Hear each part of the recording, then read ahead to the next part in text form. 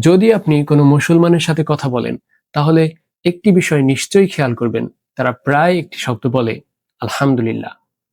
খাওয়ার পর, কোনো কাজ শেষ করার পর, অথবা কেউ যদি জিজ্ঞেস করে আপনি কেমন আছেন, তখনও তারা বলে আলহামদুলিল্লাহ।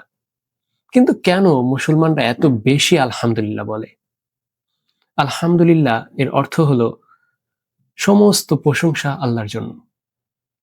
এটি আল্লাহর প্রতি কৃতজ্ঞতা প্রকাশ করার একটি সুন্দর উপায়। আমাদের জীবনে যখন কোনো ভালো কিছু ঘটে, আমরা বলি আলহামদুলিল্লাহ। এমনকি জীবনে যখন কঠিন সময় আসে, তখনও আমরা বলি আলহামদুলিল্লাহ। কারণ আমরা বিশ্বাস করি প্রতিটি অবস্থার মধ্যেই আল্লাহর হিকমত রয়েছে। তাই আলহামদুলিল্লাহ শুধু একটি শব্দ নয়, এটি আমাদের মনে করিয়ে দেয় সবসময় আল্লাহর প্রতি কৃতজ্ঞ থাকতে। আল্লাহ যেন আমাদের সবাইকে সব সময় কৃতজ্ঞ বান্দা হওয়ার তৌফিক দান করেন।